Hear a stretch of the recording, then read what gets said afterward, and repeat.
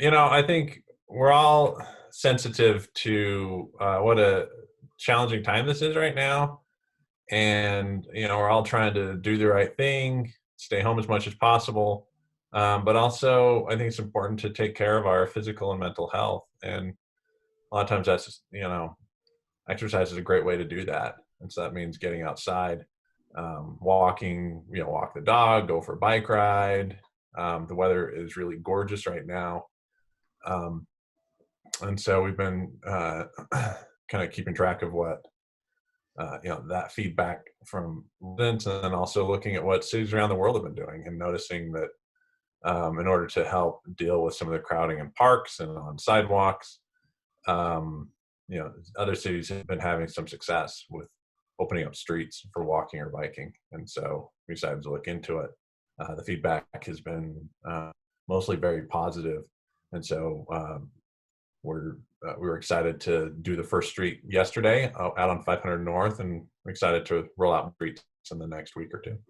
So when you open up those streets for pedestrians and for bicycles, what does that look like physically on the street? Can traffic still get through? Do people are people able to get by? How does that work? So it's we've designated these streets as local traffic only. So that includes if you live on the street, or if you have deliveries that need to be made, mail truck, things like that, or even like the street sweepers or garbage trucks can still get through.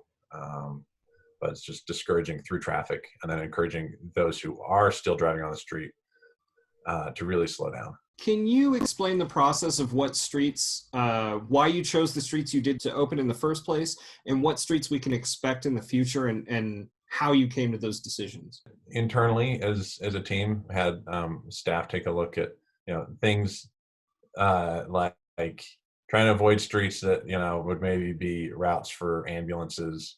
Generally, trying to avoid bus routes. Things like that, and then also looking for opportunities to connect to parks and trails and things like that. So, and then also just looking for considerations to help spread around the city.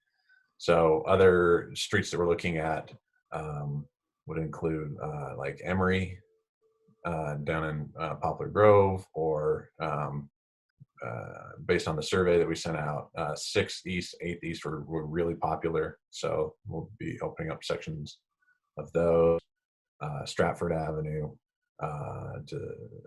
among a few others. Could you tell me just what you think the benefit of doing this across the city is going to be for residents? I think it's important to get out and be physically active right now, both for physical but also for mental health. Get a little vitamin D, and but be able to do so in a way that's safe. A lot of our sidewalks, unfortunately, aren't even 6 feet wide, and yet we're expected to stay six away from each other. And so I think that has created a situation where it kind of puts people in a dilemma of, like when you're walking down the sidewalk and someone's coming the other direction, one of you is going to have to jump out into the street or the park strip. So we're trying to help limit that a little bit. Can you tell me where people would go to find more information about which streets are opening up like this, and where they can get more information or offer you feedback for anything else that has to do with your department? We have set up a web page on the transportation, like a sub page on the transportation web page, specifically for this topic. We have FAQs there, a description of why we're doing this, and then also we'll be posting updates there, including hopefully soon, very soon, a map showing all the different streets that we're doing this on. Well, this sounds great. Thank you so much for talking to me about this. Yeah, thank you. I appreciate your time.